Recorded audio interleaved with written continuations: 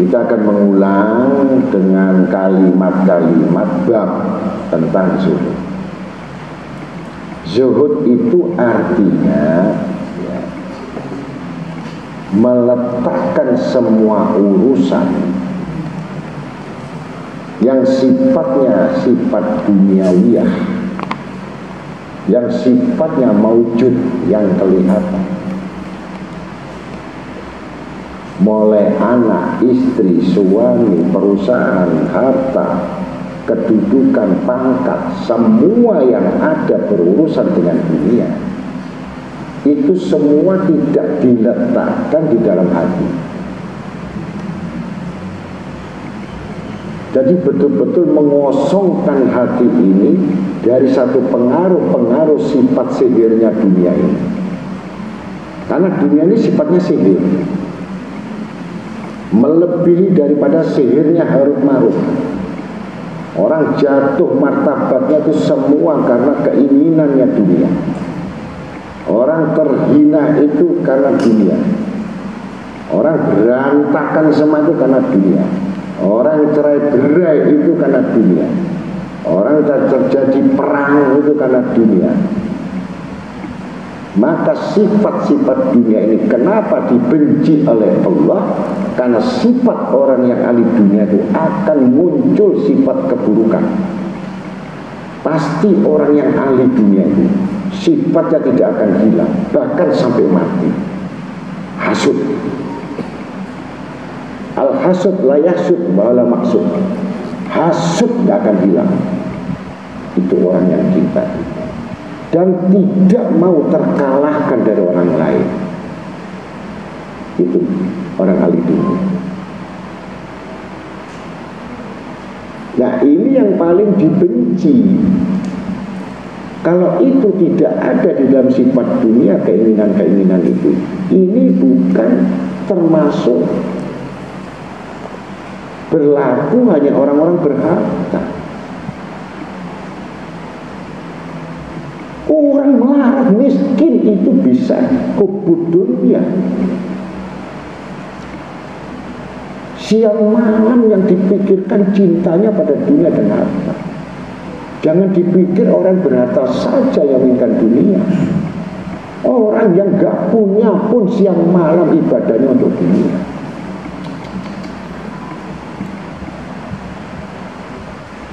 Gak ada kesedihan yang paling sedih untuk hidup di dunia kalau dunia sudah tidak mendekat kepadanya.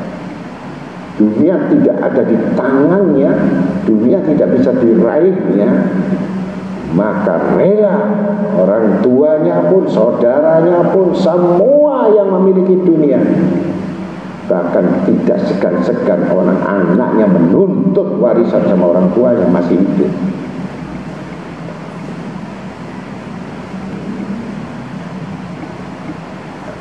Yang jelas zuhud bukan orang yang lupa mati, bukan orang yang mengingat mati,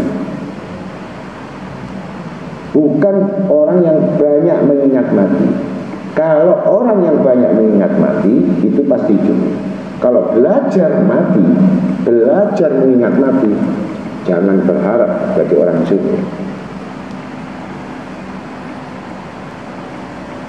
Melepaskan tali ikatan semua yang apa yang dimiliki cuma di tangan. Bahkan yang terbesar itu zuhud yang terbesar, rohnya itu mengharapkan kepada Tuhannya sebagai bentuk menghadap mendapatkan hadiah.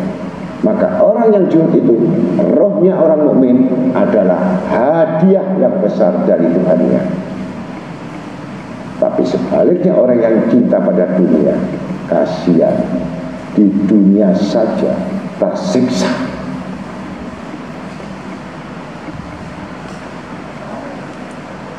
Ijhad fid dunya ila habibillah, ijhad fi ajinas ila habibillah. Nanti maksud zuhudlah di dunia ini, bencilah di dunia ini, marahlah kamu pada dunia ini, karena kamu tahu tipuannya luar biasa. Niscaya kamu akan dicintai Allah. Gampang. Mau cari cinta Allah, lepaskan kecintaanmu pada dunia. Bukan berarti kamu gak kerja, bukan berarti kamu tidak memiliki harta, bukan berarti kamu tidak memiliki uang. Semua yang ada, besar apapun, bagi orang zuhud itu kecil. Yang dianggap manusia paling berharga itu sangat tidak berharga bagi orang zuhud. Tapi cuma dua zuhud itu bagi dia. Ijhad ajinas, zuhudlah apa yang di tangan manusia, apa yang dipegang sama manusia. Jangan mengharap pada tangan manusia, dia sendiri lemah. Pasti manusia akan mencintai. Tapi kalau kamu serakah apa yang di tangan manusia, semua manusia akan membencimu dan memusuhimu. Gampang. Cuma dua. Besar yang dianggap hebat bagi manusia awam khususnya, padahal ahli zuhud mengatakan itu sangat kecil, tidak berarti. Banyaknya yang dianggap oleh manusia, maka ahli zuhud mengatakan banyaknya sampah-sampah kotoran yang kamu himpun. Kemudian menghimpun lagi dengan keberadaan, dengan semua barang yang haram kamu miliki. Kamu telah mengumpulkan darah nanah kalajengking yang akan menghancurkan kamu bagai bahan kuburan kelak di akhirat. Itu pandangan orang zuhud. Sama sekali orang ahli akhirat itu tidak tertarik. Dia memiliki, tidak tertarik, apalagi terpaut. Tertarik belum tentu terpaut. Terpaut mendekati nikmat, terpaut menikmati, apalagi memiliki.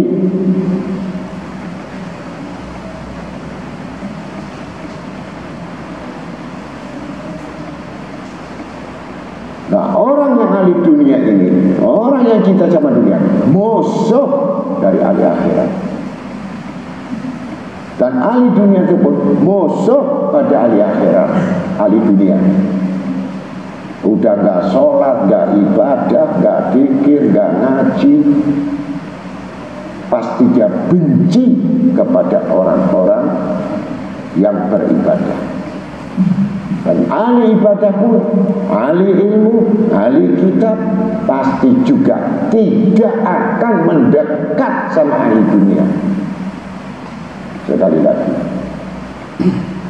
sama-sama marah.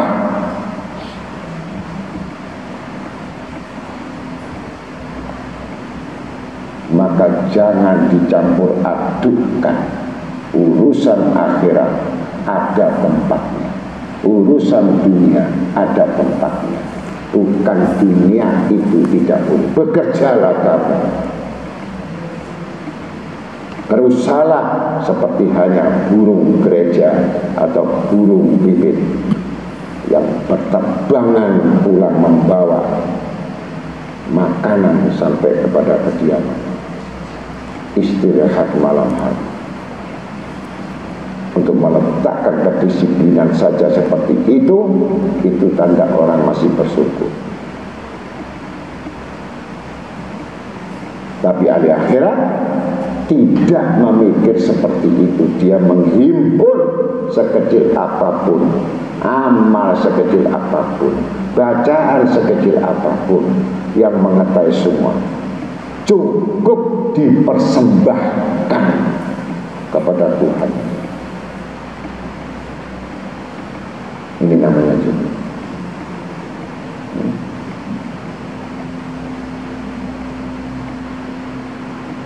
Keliru kalau kamu mengukur orang ahli akhirat dengan dunia. Salah besar. Makin hina kamu. Kenapa? Makin dihina kamu dengan Allah Ta'ala kalau kamu menghargai ilmu dengan uang dan hartamu. Akan dijatuhkan kamu oleh Allah lebih hina dari sebelumnya. Bagaimana ilmu Allah kamu ya? Kamu hargai seperti kamu datang ke dokter periksa 100.000, 50.000.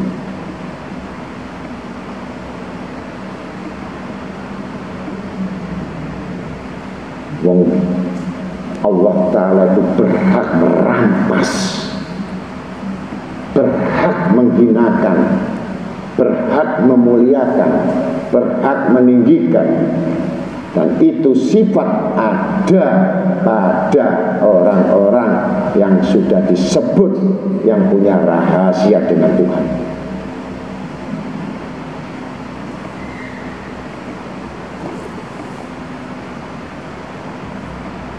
Jadi itu namanya zuhud. Kumpulkan harta tumpuk sebesar apapun, tapi kamu tahu itu dibandingkan dengan rahmatnya Allah, satu rahmat yang dititipkan di hati orang mukmin tidak ada artinya satu gulung emas itu.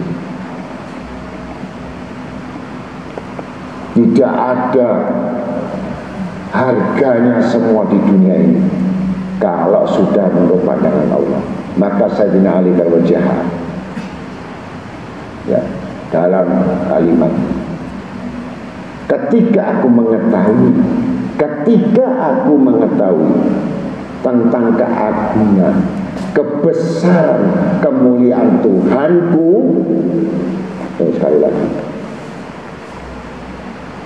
maka semua kecil makhluk dalam pandanganku.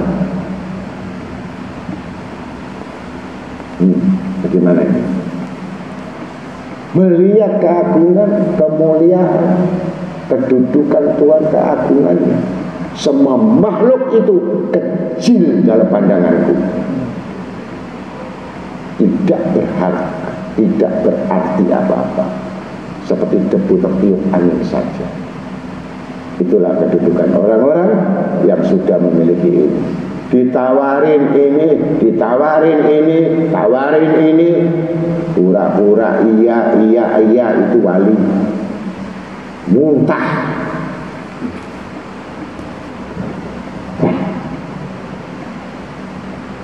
Sebenarnya yang cinta dunia itu kalian semua. Sangat cintanya kamu dengan harta, sangat cintanya dengan kedudukan, sangat cintanya dengan uang, sehingga apa-apa kamu ukur. Seorang yang berilmu kamu ukur, dan akhirnya semua kamu anggap sama.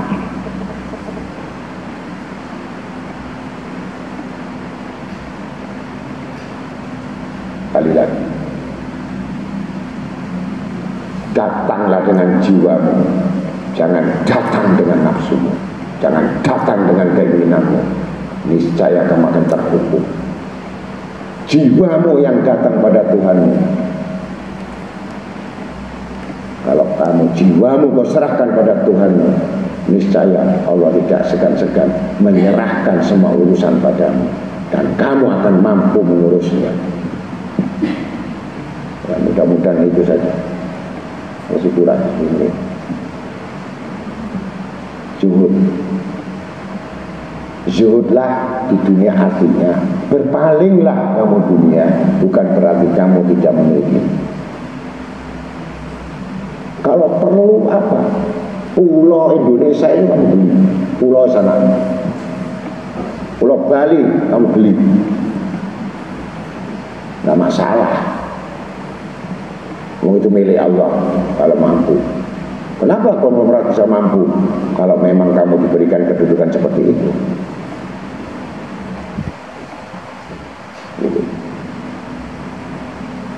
Andai kata saya diberikan berlian sebesar ini, saya pesan di Ceko, maka semua lampu saya ganti berlian, biar kalian datang jatuh nunggu rontokannya bisa jual di toko.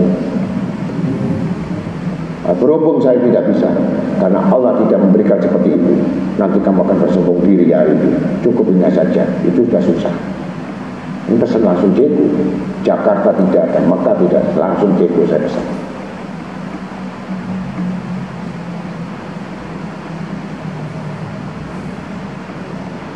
Itu dunia tidak berarti apa-apa, saudara-saudara. Kamu baru tahu nanti kalau sudah mati bahwa harta itu tidak berarti apa-apa kalau sudah mati. Karena kita masih hidup, jadikanlah sangat berarti.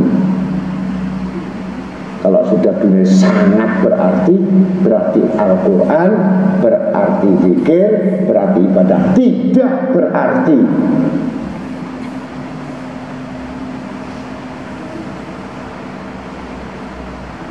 Kalau sudah bisa berarti, menguatkan yang sangat berarti, Tuhanmu sangat berarti, ayatnya sangat berarti, doamu sangat berarti, maka yang lain semuanya tidak akan berarti, walaupun kamu memilikinya.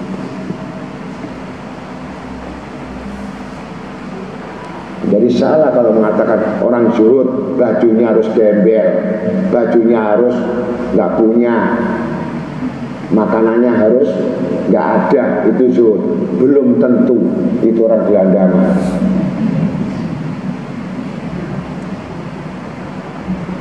Belum tentu orang tasawuf itu pakai baju yang bulu domba supaya dibilang ahli zuhud, tidak cinta dunia. Karena waktunya. Ada satu wali kutub Sultan Aulia juga, Asy-Syaikh Sayyidina Imam Ibrahim Adham, wali yang raja sekaligus kaya raya sekaligus wali kutub, yang mana yaitu yang saya menjadi gila pada waktu saya tahun 86 ketika saya dapat pelajaran itu dari guru saya. 12 meter lampu kristalnya, diameter 5 meter, itu berlian semua. Pagar rumahnya itu semua emas 24 karat. Dia punya kuda delman, kuda 12 kuda putih, semua ornamennya itu emas.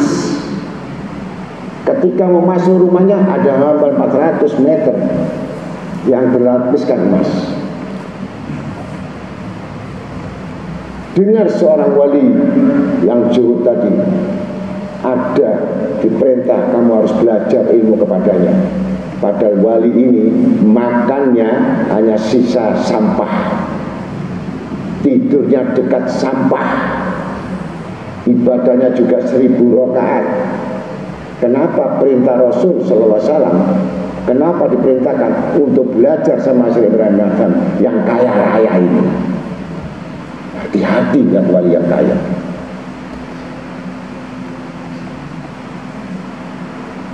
Akhirnya masgul.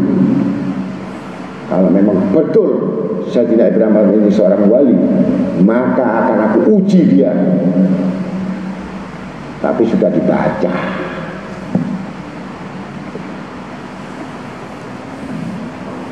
Yang paling disayangi dari hartanya sekian banyak yang tampak itu adalah kuda yang cantik 12 dengan ornamen arsiteknya dari Denmark itu punya raja. Coba bayangkan, yang paling dimimpikan membuatnya saja prosesnya lama, limited edition.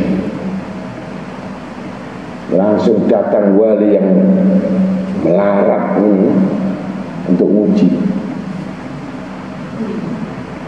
Ya saya datang ke sini, saya dapat perintah Allah. Apa perintah?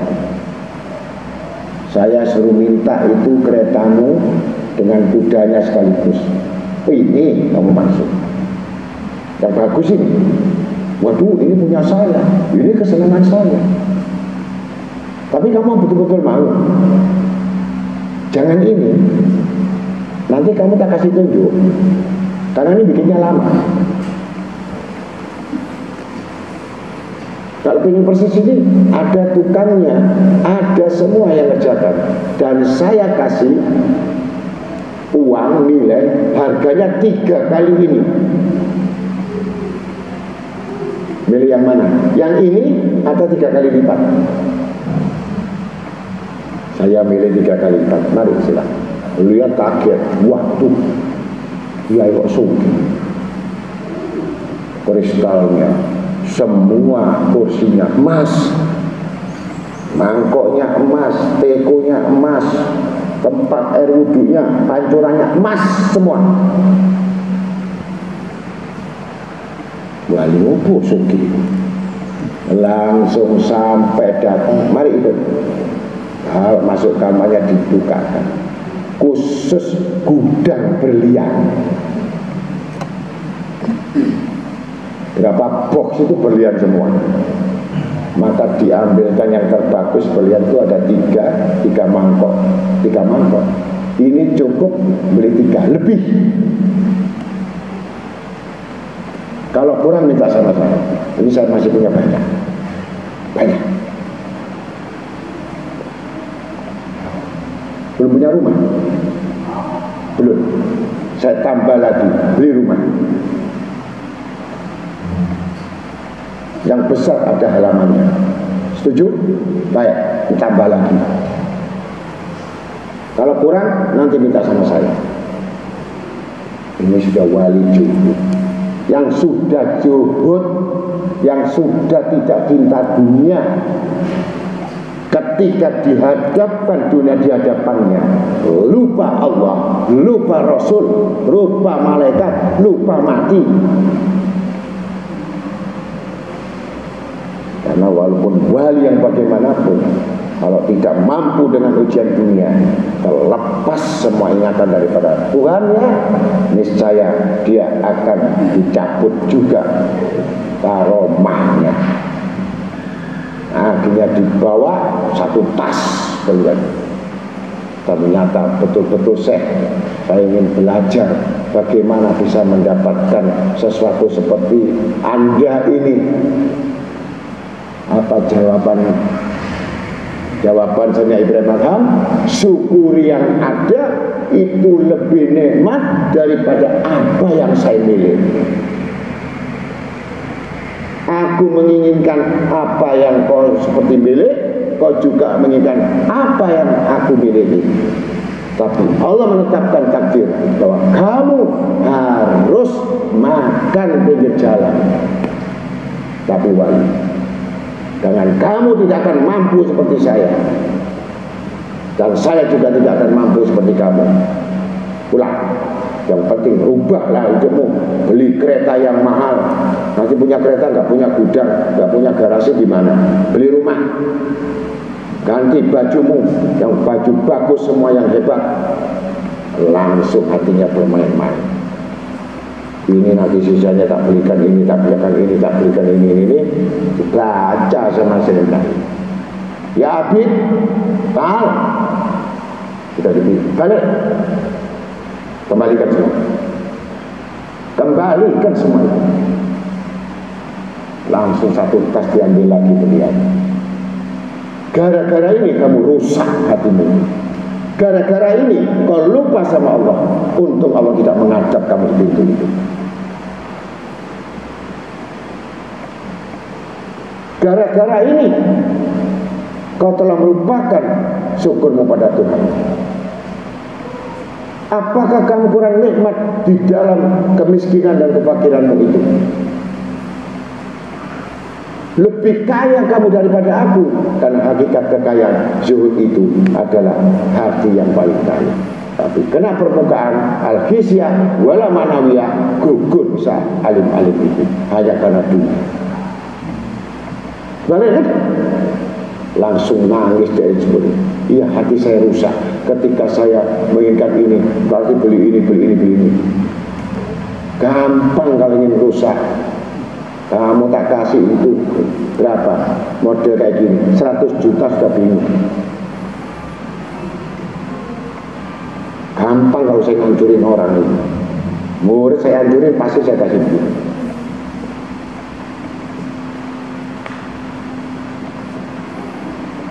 Langsung akhirnya nangis minta ampun. Apakah Allah masih mengampun? Innallaha ghafurur rahim, innallaha tawwabur rahim.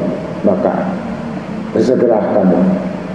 Ternyata betul zuhud itu bukan ada di permukaan, tapi zuhud itu sama sekali hati tidak tergugah, hati tidak tergerak, hati tidak punya keinginan, hati tidak ingin semua apa yang ada Allah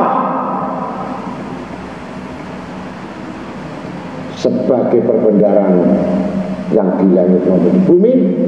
Maka kembalilah arjulah kepada Tuhanmu, sehingga kamu percaya bahwa sesuatu telah diputuskan, ditetapkan dengan kodok-kodarnya, dengan irodatnya. Maka itulah, belajarlah zuhud sebelum zuhud, yaitu jangan sekali-kali menggantungkan dunia yang ada di tangan manusia. Kamu sudah jatuh sebelum jatuh, sudah hina sebelum hina, sebelum mati sebelum mati, mati duluan sebelum mati. Karena kamu cuma mengharapkan di tangan manusia, apalagi kamu mencintai dunia. Maka putuskanlah segala sesuatu, mohonlah asallahu rabbah, berharaplah kepada Tuhanmu, jangan berharap kepada siapapun. Walaupun orang kaya bagaimanapun, kalau tidak beribadat kepada Allah, kalau tidak bersama-sama kepada Allah, kenapa kamu harapkan harta yang dimiliki orang kafir?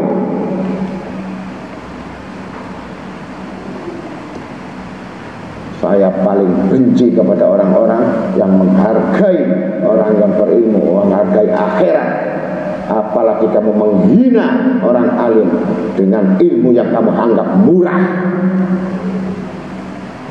Kurang ajar. Bagaimana nasibmu berubah? Bagaimana nasibmu akan diangkat oleh Allah? Sedangkan kamu tidak memuliakan orang yang dimuliakan Allah. Orang alim itu bukan minta dimuliakan, tapi ingat Allah saja meninggikan, memuliakan. Bagaimana kita merendahkan? Kalau kita meninggikan, kita memuliakan orang-orang yang saleh. Allah saja dalam Al-Quran memuliakan orang-orang yang berilmu dibandingkan orang yang tidak berilmu. Meninggikan dan memuliakan. Pasti orang memuliakan, meninggikan orang-orang saleh karena dia adalah orang yang saleh. Barang siapa yang merendahkan orang-orang alim dan orang berilmu, itu berarti memang dia rendah dan hina dunia dan akhirat. Ya, untuk itulah mudah-mudahan sedikit ini muliakan orang yang mulia, niscaya kamu akan dimuliakan Allah. Kamu rendahkan orang yang mulia, pasti kamu direndahkan dan dihinakan dunia dan akhirat. Alhamdulillah. Wassalamualaikum warahmatullahi wabarakatuh.